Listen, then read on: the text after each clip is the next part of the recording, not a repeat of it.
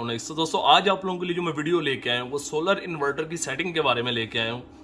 2020 में और 2022 के अंदर जो लेटेस्ट इन्वर्टर आ रहे हैं इन सब के अंदर एक डिस्प्ले चेंज किया गया है, जो कि सोलर मैक्स और इसके अलावा इन्वरेक्स ने जो गोल टच बटन वाला एक डिस्प्ले इंट्रोड्यूस करवाया है। इस वक्त आप स्क्रीन के ऊपर देख भी सकते हैं। ये इस डिस्प्ले के अंदर एक्चुअली सेटिंग का थोड़ा सा डिफरेंस है जो कि लोगों को समझने में थोड़ी सी मुश्किल है। अदरवाइज ऑलमोस्ट सेटिंग का तरीकाकार और सेटिंग उसी तरह है जिस तरह पहले थी, बट थोड़ा सा डिस्प्ले के अंदर डिफरेंस आया है, इस वजह से लोगों का इसको थोड़ा समझना मुश्किल है।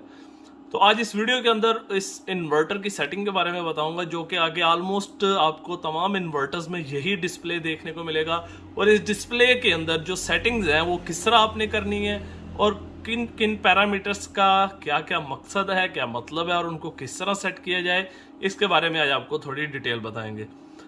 तो दोस्तों इस वक्त स्क्रीन के ऊपर आप देख सकते हैं ये डिस्प्ले आपको नजर आ रहा है। इस वक्त इन्वर्टर का ऑन है डिस्प्ले। अभी डिस्प्ले के साथ ना इन्वर्टर के सोलर पैनल्स कनेक्ट है ना बैटरी बैंक कनेक्ट है, ये जस्ट वापडा पे ऑन है। सिर्फ आपको सेटिंग समझाने के लिए और बताने के लिए ये चीज़ मैं कर रहा हूँ। अदरवाइज अगर ये राइट साइड पे अगर आप इसके देखें, ये अभी जिस जगह मैंने उंगली रखी है P1 की सेटिंग है, यानी कि इधर आपको पीवी की सारी चीज़ें ये डिस्प्ले करेगा। ठीक है, पीवी के वोल्ट कितने हैं, एम्पेयर कितने और वाट कितने हैं। अगर ये ऊपर वाली साइड पे चले जाएं तो यहाँ पे बैटरी के पैरामीटर्स होंगे कि बैटरी के वोल्ट कितने हैं और करंट कितनी ले रही है। और इसके अलावा थोड़ा सा लेफ्ट साइड पे आपको बैटरी की टाइप नज़र आ जाएगी कि जो टाइप आपने सेट किया वो टाइप साथ ये शो करेगा। अभी ये लाइन ब्लिंक कर रही है, इसका मतलब है बैटरी कनेक्ट नहीं है। नीचे बीपी का एरर भी आपको देखने को मिल जाएगा, साथ टाइम भी नज़र आ रहा है और एरर भी आ रहा है। और लेफ्ट साइड पे आपको एसी इनपुट का पैरामीटर देखने को मिल जाएगा जहां ये गोल साइकिल है। और राइट साइड पे आपको एसी आउटपुट के पैरामीटर्स देखने को मिल जाएंगे। तो अभी चलते हैं इसकी सेटिंग की तरफ। ये 4 बटन है ऊपर, ये एंटर वाला बटन है, ये डाउन और ये अप और ये एग्जिट वाला बटन है इसको बैक करने के लिए। तो एंटर वाले बटन को अगर हम थोड़ी देर के लिए प्रेस करके रखेंगे, ठीक है, तो इसका सेटिंग का डिस्प्ले आ जाएगा जो कि ESC से स्टार्ट होता है। इस पे अगर आप एंटर प्रेस करते हैं तो ये वापस चला जाएगा सेटिंग से। ठीक है, और जब आप इसका डाउन वाला एरो प्रेस करते हैं तो जो फर्स्ट सेटिंग में चला जाता है। फर्स्ट सेटिंग में सबसे पहले आपको देखने को मिलता है SUB, यानी कि सोलर यूटिलिटी और बैटरी। ये डिपेंड करता है आपकी रिक्वायरमेंट के ऊपर। ज्यादातर ये सेटिंग उन एरियाज में की जाती है जहां पे लोड शेडिंग बहुत ज्यादा होती है, ताकि सोलर के बाद वापडा चले, battery as a backup use हो। इसी पे अगर आप एंटर प्रेस करें तो आपको सेकंड ऑप्शन इसमें देखने को जो नजर आएगा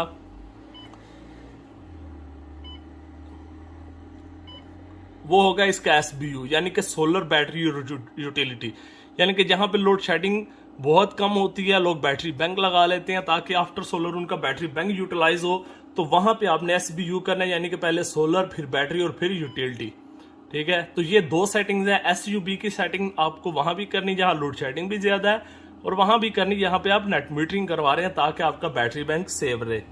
ठीक है, सेकंड ऑप्शन में जाए तो अप्लायंसेज आ जाता है। इसमें 2 सेटिंग्स होती हैं। ठीक है, एक अप्लायंसेज और एक यूपीएस होती है कंप्यूटर्स के लिए और अप्लायंसेज होती है होम अप्लायंसेज के लिए। यहाँ पे आपके वोल्टेज लो ज्यादा होते हैं, यहाँ पे रीस्टार्ट होने के लिए प्रोडक्ट्स को प्रॉब्लम नहीं होती है अप्लायंसेज को। वहां पे आपने APL पे सेट करना है। जहां पे कंप्यूटर की तरह के आपका कोई सिस्टम है तो वहां पे आपने यूपीएस पे इसको सेट करना है। आगे अगर थर्ड नंबर सेटिंग पे चले जाए तो एसी आउटपुट के वोल्टेज आ जाते हैं, यानी कि एसी के आउटपुट पे आपने कितने वोल्ट सेट करना है। तो ये 230 होने चाहिए। अक्सर लोगों ने 220 किए होते हैं। 220 वापडा के होते हैं जहां पे आपकी फ्रीक्वेंसी, आपका पावर फैक्टर, हर चीज 100% वर्क कर रही होती है। सोलर इन्वर्टर्स में आपने इसको 230 पे सेट करना होता है। आगे आपकी फ्रीक्वेंसी आ जाती है 50 हर्ट्ज है, जो कि एक बाय डिफॉल्ट सेटिंग होती है इन इन्वर्टर्स की। इसके आगे आपके आ जाती है बैटरी सोलर सोर्स प्रायोरिटी, यानी कि सोलर से आप पहले बैटरी चार्ज करवाना चाहते हैं या लोड चलाना चाहते हैं। अगर तो आप ऑफ ग्रिड सेटअप यूज कर रहे हैं तो फिर तो आपने BLU करना है। ठीक है, अगर आप इसको ऑन ग्रिड पे यूज कर रहे हैं तो फिर इसके ऊपर आपने करना है LBU। ये 2 सेटिंग्स होती हैं। ऑन ग्रिड मीन्स कि जब आप इस पे नेट मीटरिंग करवा लें, ये जितने भी इस डिस्प्ले में हाइब्रिड इन्वर्टर्स आएंगे। ठीक हो गया जी। इसके बाद अगर नेक्स्ट सेटिंग में जाएं तो आ जाता है बाईपास का, यानी कि आपका जब सिस्टम ओवरलोड की तरफ जाए तो इसको बाईपास करके वापडा की तरफ ले जाए। अभी तो ये BYE यानी कि ये एनेबल है। ठीक है, अगर इसके ऊपर आप एंटर प्रेस करेंगे, ये एंटर भी थोड़ा सा थका हुआ है शायद इसका। ठीक है। ये डिसेबल आ जाएगा BYD यानी कि डिसेबल करने के लिए, और अनेबल करने के लिए BYE पे क्लिक करना पड़ेगा। तो ये उन जगहों पे होता है जहां पे आपको पता होता है कि यार आपका कोई इंडक्टिव टॉर्क लोड है, तो वहां पे आपने ये फीचर ऑन करना है, अदरवाइज इसकी जरूरत नहीं होती। आगे नेक्स्ट जाए तो ओवरलोड रीस्टार्ट का फंक्शन आता है। तो ये एक नॉमिनल इसका बाय डिफॉल्ट अगर देखा जाए तो इसको अक्सर लोगों ने डिसेबल किया होता है, बट इसको आपने एनेबल करना है। जब एंटर प्रेस करेंगे इसके ऊपर तो ये ब्लिंक करेगा, एरो डाउन करेंगे तो ये ई आ जाएगा। ई मीन्स कि ये एनेबल हो गया, जैसे ही ओवरलोड होगा ये रीस्टार्ट हो जाएगा।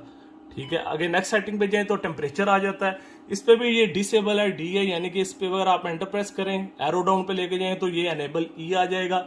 जब भी टेम्परेचर ओवर होगा आपका सिस्टम रीस्टार्ट हो जाएगा, ताकि आपका सिस्टम ज्यादा इसके ऊपर एनर्जी लॉस ना हो या इसका टेम्परेचर हाई ना हो।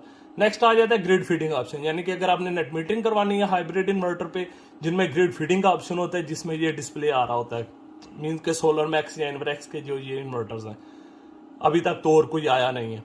तो इसके अगर ऊपर आप एंटर प्रेस करते हैं तो ये ब्लिंक करेगा। ठीक है। उसके बाद आ जाता है जी आपकी चार्जिंग सोर्स प्रायोरिटी, यानी कि आपने जो चार्जिंग सिस्टम सेट करना है वो आपने क्या करना है। इस पे एंटर प्रेस करें, ब्लिंक करेगा। SNU का मतलब है सोलर और यूटिलिटी वापडा एक टाइम पे चार्जिंग करेंगे, और OSO का मतलब है कि सिर्फ सोलर से चार्जिंग हो। CSO का मतलब है कि पहले सोलर चार्जिंग करे, जब सोलर खत्म हो जाए फिर वापडा पे जाए। ठीक है। इसके बाद SNU फिर दोबारा वही आ जाता है। ये आपने अपनी रिक्वायरमेंट के हिसाब से सेट करना है इसको। आगे आ जाती है इसकी मैक्सिमम चार्जिंग करंट, यानी कि maximum charging is equal to solar plus utility. इसमें बहुत सारी कंफ्यूजन होती है लोगों को ये समझ नहीं आती, वो 60 इधर भी सेट कर देते हैं और यूटिलिटी में भी। हालांकि अगर आप मैनुअल बुक पे पढ़ें तो आपको नजर आ जाएगा कि maximum charging is equal to solar plus utility, यानी कि आपने जो सोलर की सेटिंग कर एम्पेयर रखने हैं वो सपोज करने हैं, प्लस आपने जो आगे यूटिलिटी के रखने हैं, ये दोनों को आपने मैक्सिमम इधर सेट कर देना होता है। ठीक है। उसके बाद जाके आपने आगे कोई इसका यूटिलिटी के जो पैरामीटर है या यूटिलिटी की जो सेटिंग है वो आपने इसके बाद जाके इसके ऊपर सेट करनी होती है। दूसरे नंबर इसके बाद आ जाती है यूटिलिटी की चार्जिंग, जहां पे अब 30 एम्पेयर है। तो ये सिंपल सी ये बाय डिफॉल्ट सेटिंग है। इट्स मींस के कंपनी की तरफ से भी ये रिकमेंडेड है कि अगर आपने 60 एम्पेयर चार्जिंग सेट की है तो 30 एम्पेयर वापडा शो हो रही है यहाँ पे यूटिलिटी, और 30 एम्पेयर जो उसमें ऐड है वो सोलर की तरफ से है। तो ये चीज ध्यान में रखा करें, जब मैक्सिमम सेट करनी है तो सोलर प्लस यूटिलिटी होना चाहिए, वो सिर्फ सोलर की सेटिंग नहीं है। अक्सर औकात देखा गया है कि लोग उसको सिर्फ सोलर के चार्जिंग एम्पेयर समझ रहे होते हैं, वो सिर्फ सोलर के चार्जिंग एम्पेयर नहीं होते। ये भी बहुत बड़ी कंफ्यूजन है मार्केट में। आगे बैटरी टाइप आ जाते हैं। AGM पे अगर आप सेट करते हैं तो यहाँ का मतलब है कि आपने इसको ड्राई बैटरी या सेल पे यूज कर रहे हैं। ठीक है। सेकंड नंबर पे फ्लोटेड आ जाता है, यानी कि जो तेजाब वाली बैटरीज होती हैं। ठीक है। थर्ड पे यूज आ जाता है। यूजर मींस कि आप ट्यूबुलर बैटरी यूज कर रहे हैं, तो ट्यूबुलर बैटरी में इसके पैरामीटर्स चेंज होते हैं, जो कि आज मैं आपको वीडियो में जरूर बताऊंगा। यूज पे सेट करते हैं। ठीक है। ट्यूबुलर के लिए नेक्स्ट आ जाती है पाइलॉन टैग, यानी कि अगर आप पाइलॉन टैग की लिथियम बैटरी लगा रहे हैं तो आप ये इसके ऊपर सेट कर दें। अदरवाइज जो सेटिंग्स हैं इसके ऊपर वो तो मैं आपको रिकमेंड नहीं करूंगा इनिशियली, क्योंकि पाइलॉन टैग के अलावा आप कोई भी बैटरी इसके ऊपर यूज ना करें। आगे आ जाते हैं बल्क चार्जिंग के वोल्टेज। ये जो आपको CU नजर आ रहा है ना, छोटा सा U बना हुआ और C बना हुआ, ये बल्क चार्जिंग के वोल्टेज है। जब आपने इसके ऊपर ट्यूबुलर बैटरी लगानी है तो आपने यहाँ पे इसके वोल्ट बढ़ाने हैं, जो कि 59.2 वोल्ट पे आपने इसको लेके जाना है। 48 वोल्ट के अंदर 59.2 वोल्ट पे लेके जाएंगे तभी वो एज ए डीप साइकिल काम करेगी, और चार्ज डिस्चार्ज साइकिल का आपका टाइम पीरियड उसका इंक्रीज होगा। अदरवाइज लोग इसको यूजर पे सेट करके समझते हैं कि पैरामीटर ऑटोमेटिक सेट हो जाते हैं, इसीलिए ट्यूबुलर बैटरीज बैकअप भी नहीं देती और लोग उससे मुतनफर भी होते हैं। नेक्स्ट आ जाता है इसके फ्लोटिंग के वोल्ट। फ्लोटिंग वोल्ट 54 होते हैं। ये बना हुआ है फ्लोटेड बैटरी के लिए और AGM बैटरीज और लिथियम बैटरीज के लिए। बट जब आप ट्यूबुलर बैटरी यूज कर रहे होते हैं तो आपने फ्लोटिंग के भी वोल्ट बढ़ाने होते हैं, इसको आपने 58.8 पे रखना होता है।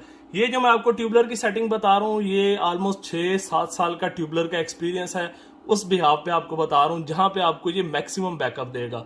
क्योंकि अक्सर औकात आपने देखा होगा कि आपको यही कंप्लेन सुनने को मिली होगी, लोग कहते हैं जी ट्यूबुलर बैटरी भी बैकअप नहीं देती। बट मेजॉरिटी में लोग इस चीज को समझते भी हैं, जो इंस्टॉलर्स हैं वो सेटिंग्स चेंज भी करते हैं, बट इसके लिए ये चीज बहुत जरूरी है, तो इसको ध्यान में रखें कि बल्क के वोल्टेज जो है वो 59.2, फ्लोटिंग के वोल्टेज 58.8, तभी आपको एक्चुअली ट्यूबुलर बैटरी पे बैकअप मिलेगा। आगे इसके लो वोल्टेज कट ऑफ आ जाता है, ये 40.8 है। इसको आप हमेशा 42 पे यूज करें। जब भी आपने इसको यूज करना है तो ये 42 पे होना चाहिए, यानी कि एंटर प्रेस करेंगे ब्लिंक करना शुरू हो जाएगी, ठीक है।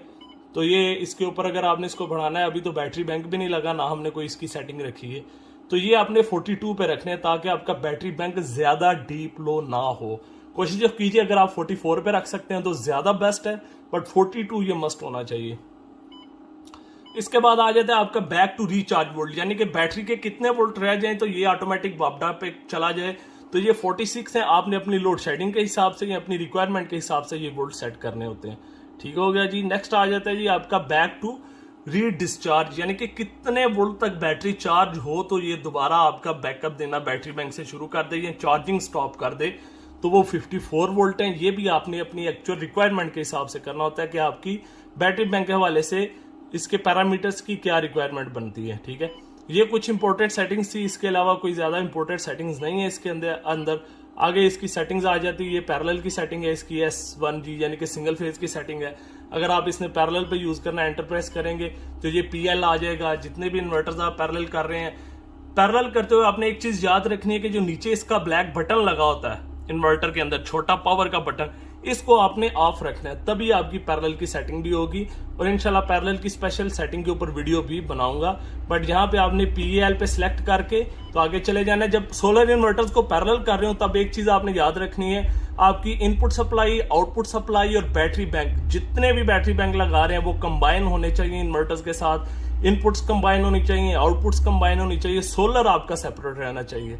और सेटिंग करते हुए आपका छोटा बटन भी बंद रहना चाहिए। उससे ये फायदा होगा कि आपका इन्वर्टर आसानी से अपने प्रोग्रामिंग में शिफ्ट हो जाएगा, अदरवाइज ये आपके लिए प्रॉब्लम बनाएगा। बाकी इसके ये ऊपर जो OLED का डिजाइन आता है, ये उसकी सेटिंग्स है कि आपने किस कलर की इसके ऊपर लाइट चलानी है, जो कि नए गोल्ड डिस्प्ले के अंदर आ रहा है। तो बेसिकली दोस्तों ये थी इस गोल्ड डिस्प्ले के अंदर जो टच सेंसर वाले बटन्स के साथ आ रहा है, जो कि नया डिस्प्ले है, ठीक है। ये इन्वर्टर सोलर मैक्स का ओरियन 5.6 किलोवाट, या इन्वरएक्स का जो अभी आया है वीरान 1.2, 2.4, 2.5, 3.2, इसके अलावा 5.2 किलोवाट, 8 किलोवाट। तो आगे जो सोलर मैक्स की सीरीज आ रही है, आपने रिसेंटली वीडियोस भी देखी होंगी सोलर मैक्स के रिलेटेड, मैंने अपलोड की थी, उनमें भी आपको यही ओवरऑल डिस्प्ले देखने को मिलेगा। तो मेन डिस्प्ले के ऊपर भी जो जो पैरामीटर्स आएंगे उनके बारे में मैंने आपको बता दिया, और इसके इंटरनल जितने भी पैरामीटर्स की सेटिंग्स है उम्मीद है आप लोगों को समझ आ गई होगी। तो इंशाल्लाह फर्दर इसके ऊपर इसकी पैरेलल की सेटिंग्स रह जाती हैं कि पैरेलल की आपने सेटिंग किस तरह करनी है, तो वो भी इंशाल्लाह जब मैं कोई प्रोजेक्ट पैरेलल करूंगा, जैसा टेस्ला की और नाइट्रॉक्स की मैंने वीडियोस पहले भी अपलोड की थी, बट वो डिलीट कर दी, अभी दोबारा आप लोगों के लिए स्पेशली अपलोड की हैं। तो इसको भी जब पैरेलल किया जाएगा तो इंशाल्लाह इसकी भी एक वीडियो अपलोड कर दी जाएगी, क्योंकि ये आगे मैक्सिमम यही डिस्प्ले चलने वाला। तो मजीद वीडियोस के लिए मेरा चैनल देखते रहिए। शुक्रिया, अल्लाह हाफिज।